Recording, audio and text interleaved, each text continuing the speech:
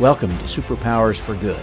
I'm your host, Devin Thorpe. Marc Alain Boucicault, founder and CEO of Bonge in Haiti, joins us to share his efforts to lead the recovery from the devastating earthquake earlier this month. Building on his experience with the World Bank, Marc is leading economic development efforts to help his native country thrive.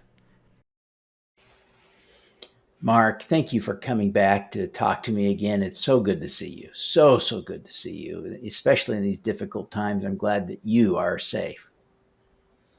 Thank you, Devin. It is some difficult time going on in Haiti, and I'm always happy, proud, and blessed to be able to talk to you every time I get the opportunity. So, Now, ironically, because of the earthquake, we're going to air this episode we're recording today long before an episode we recorded 60 days ago that I will release sometime in September or October. So that's sort of weird. And I mentioned that, in a way of apology to you and the audience that may be confused by an episode we air in a couple of weeks that will make no mention of an earthquake that is devastating to Haiti and yet hadn't happened when we recorded it. So anyway, I wanted to sneak that in for context. Marc, how's your family? well, Devin, they're safe. I'd say that in the first place. But I think them and a lot of people right now are just having two feelings. First, if you lost someone, if you have somebody who's injured, you're worried, you're trying to make sure that they get as much support as possible.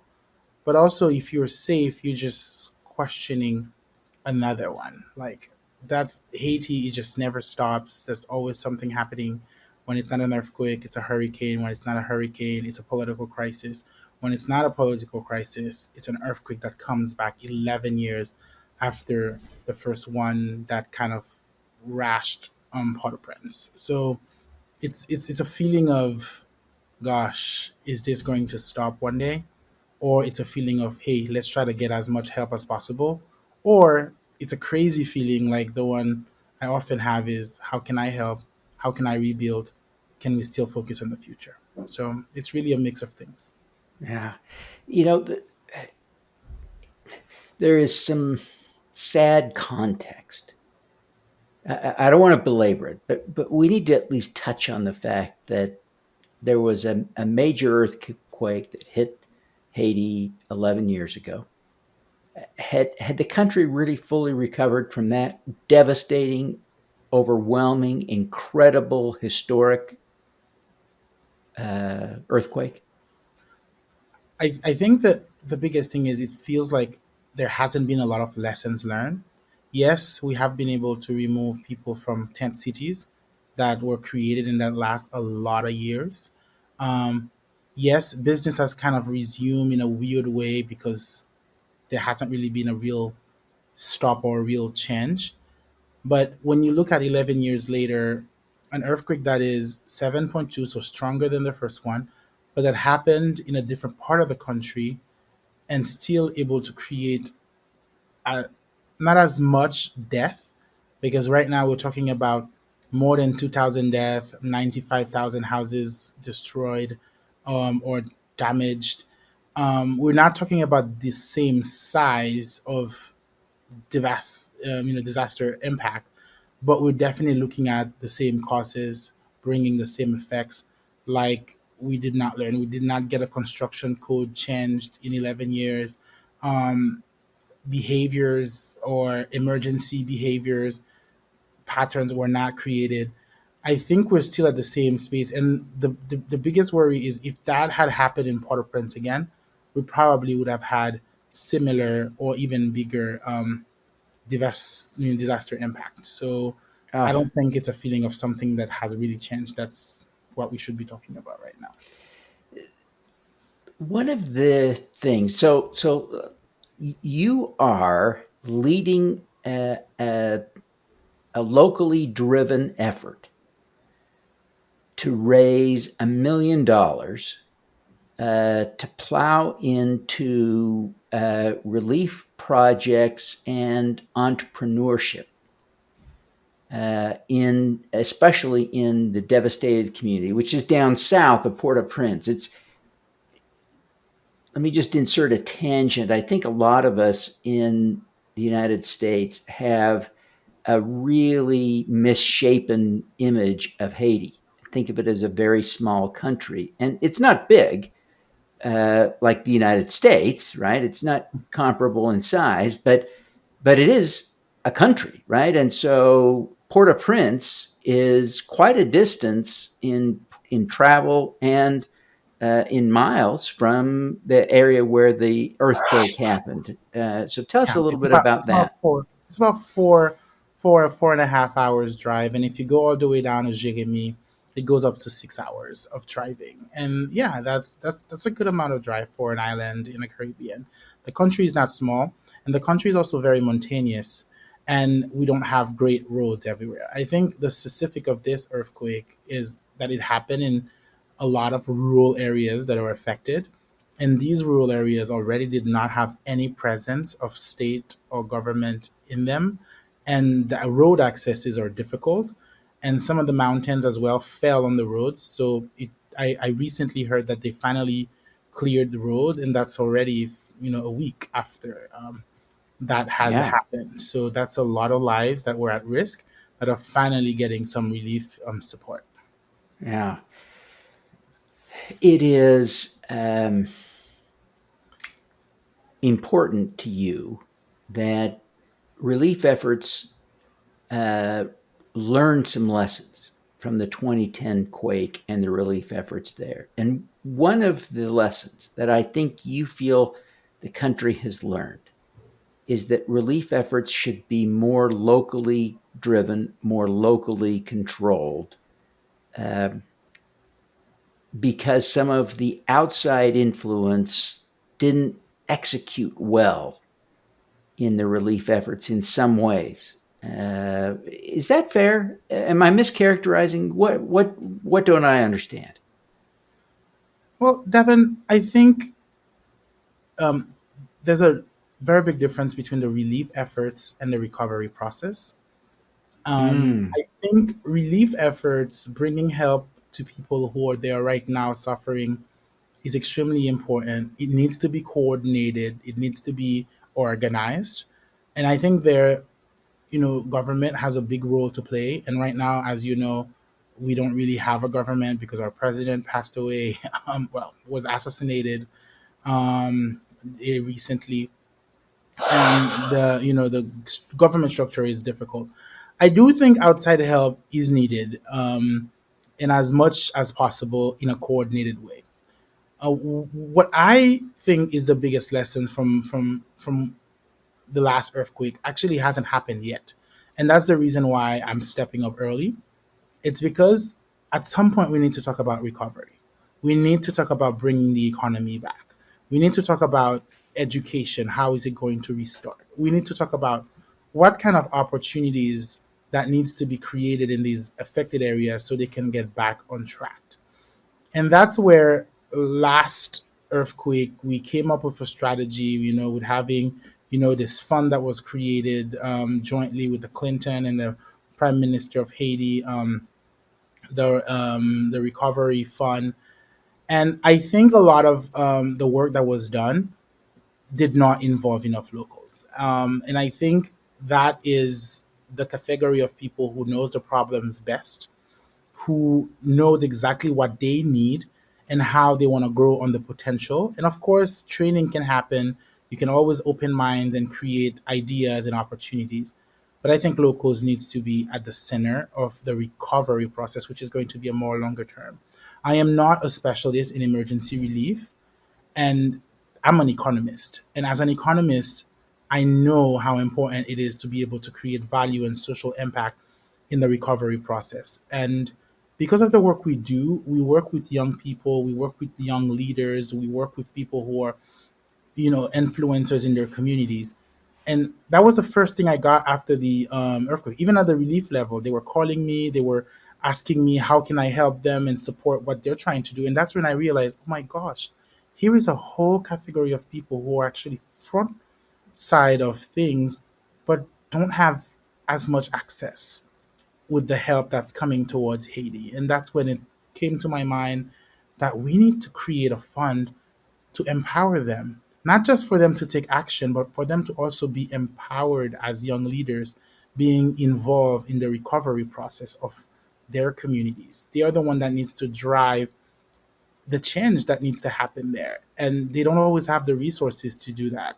And that's where I want to step in, hopefully, because I'm able to be connected with people like you and other people around the world who also care about Haiti, not just in the short term, but also in the long term, to create a space and resources for them to directly connect with that aid, with that support that's coming toward Haiti, and be the change that they want to be and give them the power to be that.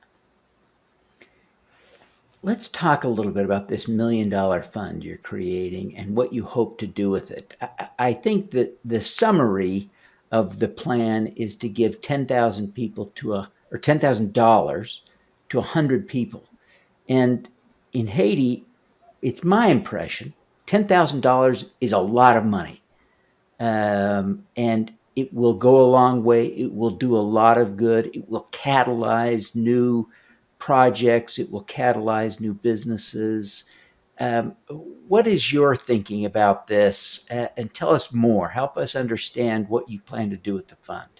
So, what we're going to be doing is to create a call for proposal for projects to be coming from locals and from the ground. We're also going to provide the power of our incubator because we have been able to work with young people in Port-au-Prince, in the north of Haiti. We've been running different programs where we are able to see the leadership coming out of young people or community driven projects. And we think that even the money is just one part of what this is about. I think what really matters is how they're going to be able to mobilize their communities and how they are going to grow as leaders themselves. And I think $10,000 can be a lot of money, and that's also because we want them to do big things. And I think to be able to catalyze change, we need to invest. And I think in terms of the amount of money that needs to be put on the South, like I think there are probably going to be millions and billions of dollars committed to this recovery process. That $10,000 is a very small amount compared to what's going to come. But what's always the issue in Haiti, it's never the amount of the commitment. It's really the amount of execution. Are people really going to be working, leveraging this money, not just to have contracts and, just do random work, but really be able to tackle real problems on the ground, solve real issues, and be able to go very far with what they're trying to do. And I think that's where I want to see the impact of the fund going, leveraging locals, having great ideas, big ideas, and also have them innovate in the way they want to tackle the process. You're an impressive guy. And I've come to know you pretty well because of that, because you are a bit of a rock star in Haiti. You got your career started at the International Development Bank and the World Bank. What are the lessons you take away from those experiences, working as an economist in that context, for thinking how you go about recovery Wow, today in after this earthquake? that is a great question, Devin. I did spend many years, and I think I learned most of what I'm doing today is kind of a result of what I've learned along those days working in international development with the World Bank and the IDB. I think the biggest thing I learned is locals are always going to be the solution. They may be hard to work with, they may be cultural clash, but if the world wants to help Haiti, they need to support the locals because the locals are the one who stay. The locals are the one who drive the change because they are the one who are in the communities and they are the one who has the network that make things happen. And I remember before I left my job, I was working on this project in the north actually to create an incubator and see how we can bring that change. We had a lot of resources, and you could see the dynamic of how people were mobilizing around this project. But we did stop the project because the IDB did not choose to continue. And I think I'm a real testimony of what it means to pursue what kind of started. Because one of the things I said to myself, if they want to do this, if they don't want to do it, I will. And I tried to see how I can mobilize the small resources that I had. And I am a local. Sometimes people picture me because of the English and because I've studied abroad and because I'm doing so many things. I am not an international. I am a local. So I am a locally driven project that is in touch with the locals in these communities. And I'm seeing how people are able to bring more than just money to projects. They are bringing their own efforts. They're bringing their local resources. And I think change is more beautiful when it's driven by locals because they are the one who are going to stay in these communities and then give birth to the other generation that's coming to these communities and make change continue in these areas. You spoke earlier about how you'll use the tools you've developed at Bonge to help this fund be successful, to actually launch meaningful projects that are part of an ongoing healthy recovery. Uh, let's take a minute now and talk about your Bonge success stories. Bonge has been a really inspirational success in so many ways because of the incredible challenges you've really overcome there already. Uh, I mean, to not steal your thunder, but Bonge was devastated by damage from a riot that left you thinking Bonge was done, and you managed to help pull it back together, and you're thriving now. So tell us a little bit about the Bonge success story so that people understand that when they back the fund, they really are backing someone with the capability to drive this successful economic recovery in this devastated region of Haiti. Just hearing you made me kind of think about what happened 2 years ago. I think what happened was unfortunate, um, and I did not expect it, just like we did not expect this earthquake to hit. It's always hard to predict how the course of history is going to go in Haiti. Um, but what matters is resilience. So what matters is still being able to have hope. And what really, really matters is to have a community. And I think that is the strongest element of our success story. We're not standing alone in this battle. We are a testimony of this concept in Haiti that's called combit, which is hands together to make something happen. And it goes all the way back to our motto as a nation when it says l'union fait la force, unity makes strength. That is how we have been able to succeed or to grow or to just to strive in the difficult situation. When Banj was hit, the community stood up and the community contributed to a fund that we had. And it's not just about fun.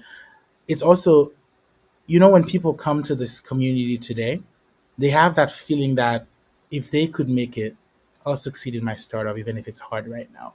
If I'm standing in this space right now, I'm standing next to people who are not afraid of down and they can stand up when things are hard. I think it kind of become the driver of what our brand represents when it comes to young people and young entrepreneurs and young leaders.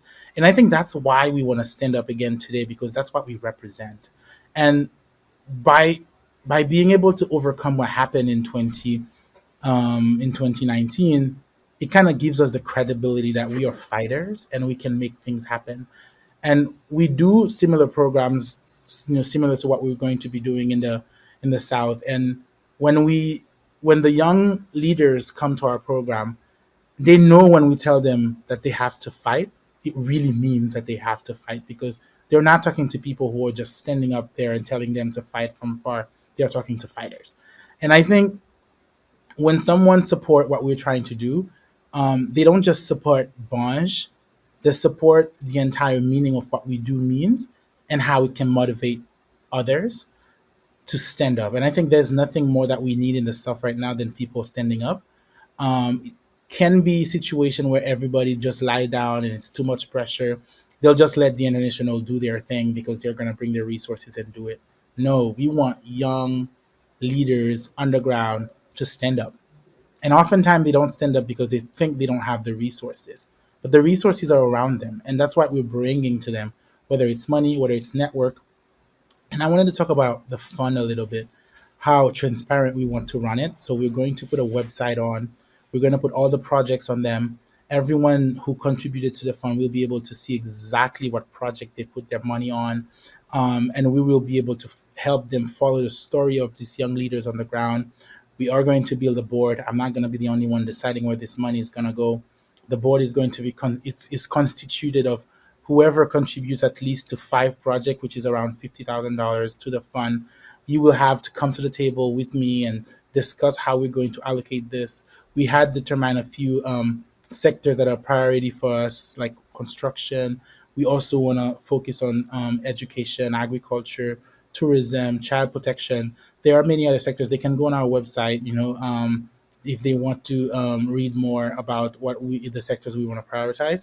We want to do this together. That's kind of what I'm trying to tell you, Devin. This is never just a Marc thing. It's always a Marc and his community thing. And I think that includes you and that includes everyone who wants to join and participate in what we're doing. Well, that is your approach. It's your whole model.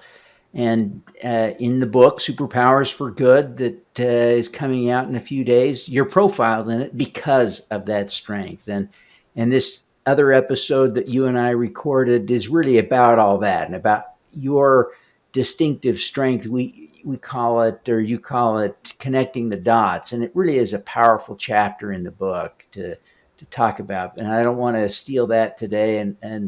But uh, and evidence of your superpower is the little tech companies you are incubating there at Bonge in Port-au-Prince. This is the model you're developing for how you can then take entrepreneurial coaching down to Southern Haiti that's now been devastated. But let's come back to Port-au-Prince for just a minute. What are the projects, the companies, the entrepreneurs that are having the most success, that you're most excited about, that are coming out of Bonds that you have been supporting? I think the work that we're doing has grown a bit beyond just tech companies, and I think it's also because of context. We do our most amazing projects and things that we really want to do. Some of them involve fintech, some of them involve health tech. We live in a country that has a lot of distance that we were talking about. So health tech, we have one that we're super passionate about. That's called RadioCam, helping people getting X-ray analyzed from Port-au-Prince or from anywhere around the world for communities who don't even have access to a radiologist but can have a online connection. These type of projects are what really drive us, and that's kind of where we want to see ourselves in the future. But it feels like with everything going on in Haiti, we've kind of like taken a longer way, I'd say, by going back to the traditional sectors and literally empowering entrepreneurs to just make things happen. I think we kind of became an incubator that focuses on making young people dreams come true. And in that sense, it really about bringing the same methodology that we have developed for our tech startups, opening like an API to anyone who's trying to do a project. And our most recent experience has been in the north of Haiti, working in the middle of COVID digitally with some entrepreneurs in the north. We're literally just helping them making things come true. And that includes anything that ranges from small businesses where we took a group of young people who actually never built a business before, from building a chocolate business up to today empowering peasants around the city where they live to just go and plant new cocoa trees so they can support the sector. We also help people create a trash collection system in their cities where there's no government presence that could actually help them do that. We've worked with entrepreneurs who create like the first gas station in their community for people to stop cutting woods and be a determinant to the environment. We kind of realized that working with these different organizations to just go there and do a lot of first in a lot of communities is the basis that we need, because these people are going to grow, their business are going to grow, and somewhere tech is going to come back in the picture, and then take all that resource that's created and all that leadership as well that is created in these communities to just uplift. I feel like we're still building a runway, like just 4 years later, um, using different strategies, still supporting tech startup as much as we can, but also going back and make a case for young people to be able to just make their dreams come true. And when we decided to create the fund, for me, it's the biggest challenge that we've taken since we started this company, to just do good, do change for people.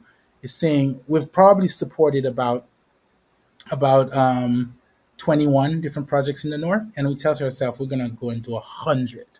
And can you imagine what 100 can do for the South? But can you also imagine how much pressure it's going to put on us who are going to be volunteering to do this?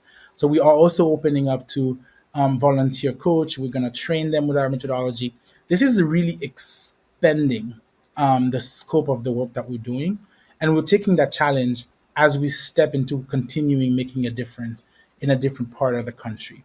So there's a lot that's going to be happening. It's going to be a busy year coming ahead, but we're totally satisfied because we think that everything we do is just going to be building stronger communities, and stronger communities are going to be more ready for the bigger change. That change that we talked about in 2017, when we had 2018, early 2018, when we had that first podcast and saying we want to transform the economy. It's been that, probably taking a longer way towards where we're going.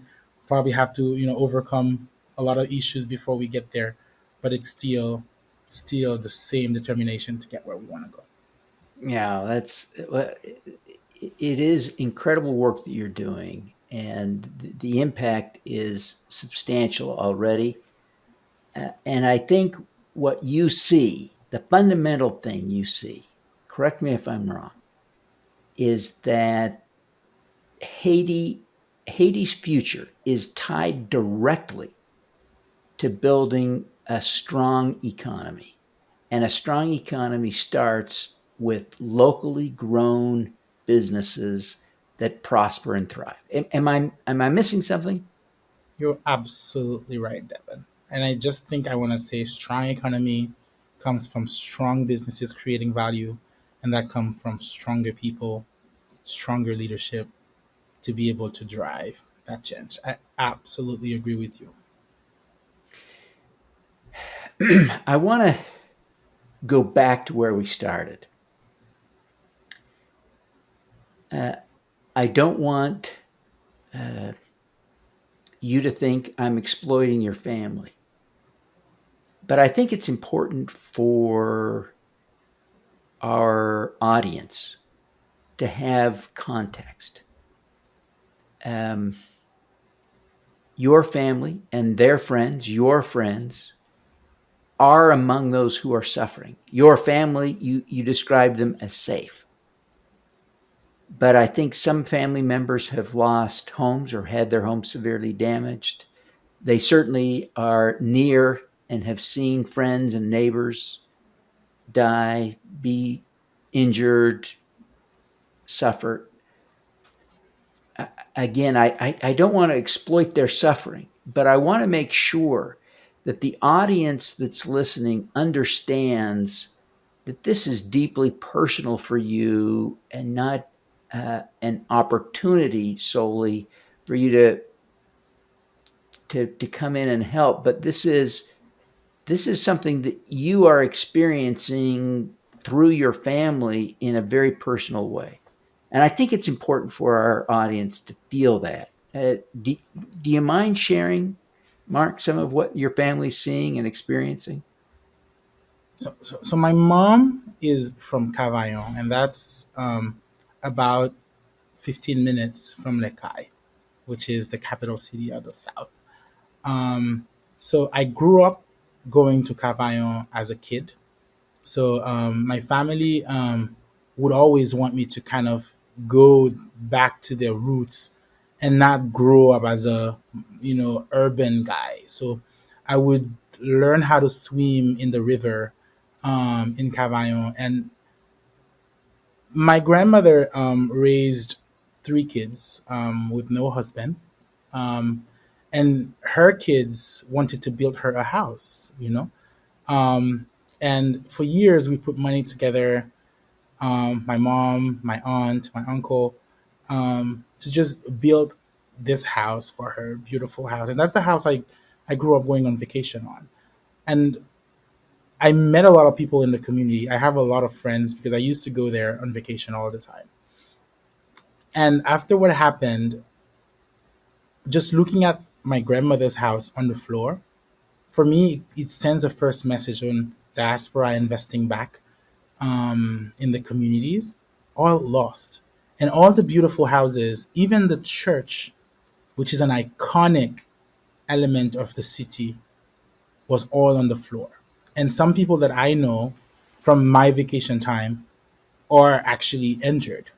Um, but they're safe. When I said people are safe, I just didn't want to dive into what that exactly mean in a sense. People are safe, that means they're all alive, but I'm sure they're traumatized. And I'm sure they don't have a space to stay right now, right? So that's why first thing we started doing is trying to see how we can send them materials, relief materials. But like I told you, this is not our space of intervention. You want to do as much as you can, but you're stronger where you best at. So we send relief materials that we collected from our community. Just yesterday, we did a blood drive at our space, inviting everyone in Port-au-Prince to come and give blood so that the public entities in health can find blood for those who need it. It's estimated that there's about 12,000 people injured in the entire South, and there's only 700 packets of bloods available right now. So we needed to bring our own contribution, and I think more people should bring their contribution as they can. But also, some people need to think about the future. So, yes, it is very personal in a sense that this is where my family comes from. These are people that I know, these are friends, these are family who are down there. And I still think that if we can help them build a better future for themselves, they will be at less danger in the future because they will know better, because they will build better, because they would have basically more health and more social impact. This is what we're good at. This is how we can contribute. And this is why I want to focus on that mostly and not just the relief effort. But I think every help is important and everyone should do something as much as they can because this nation has been suffering for way too long. Yeah. And is this the only solution? I don't think so. But I think we should always asking ourselves, what more can we do? And that question needs to drive, especially for locals, um, the change that we want to see in this country. Yeah. Of the $1 million, you've already raised, let me look, I think this morning the tally is $54,705.77. Yeah, but we're already at $100,000 based on offline contributions. Oh, wow.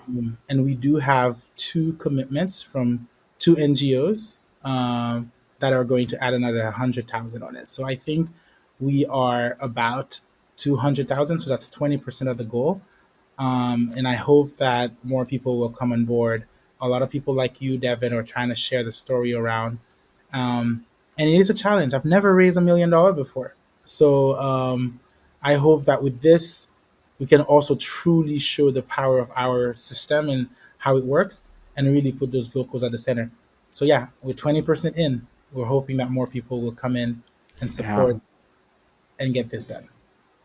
Well, this is an important model, and I appreciate the distinction you draw between relief and recovery, and that transition is already beginning, right?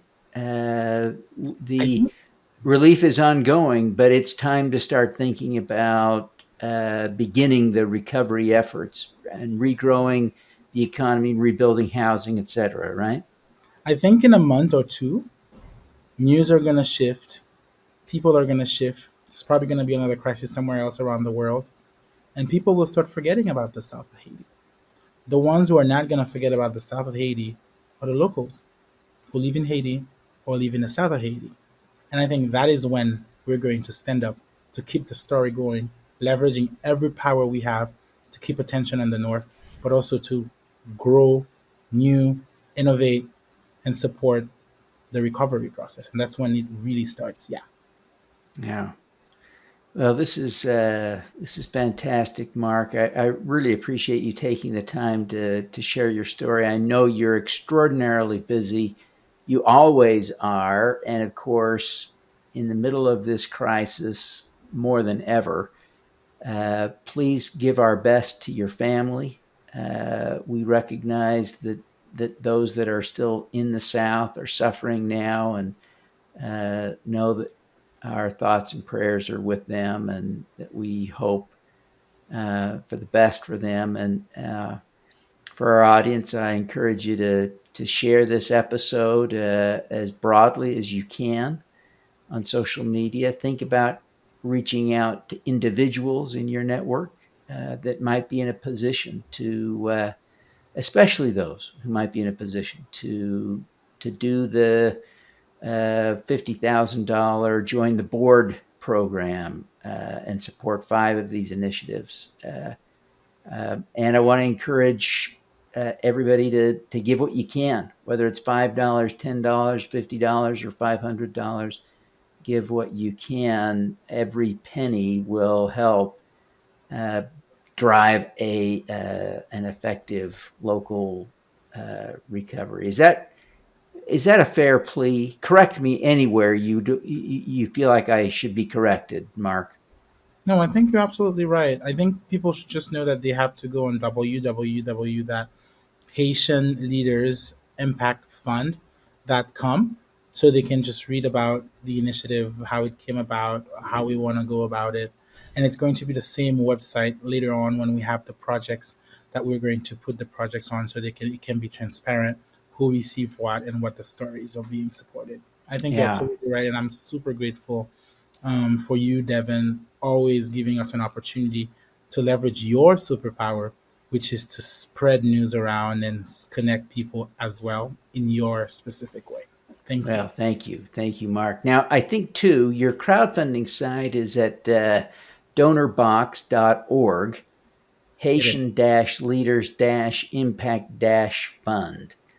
Yes, but it And also connects with the Haitian Leaders Impact Fund.com as well. It's redirected there. yeah, Um, every donation is tax deductible. We partner with a specific NGO.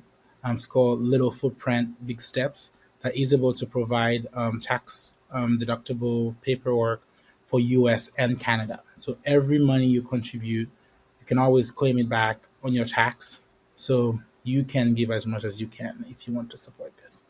hey, fantastic. Well, again, Marc, thank you very, very much for joining me. We wish you every success in your effort to drive a robust, healthy, strong recovery that really remakes, and to steal a line from a friend, build back better in Southern Haiti. Okay. Thank you, Devin. All Thank you, righty. everyone listening. Thank you. Thank you. If you're not already a subscriber, join us at join.s4g.biz.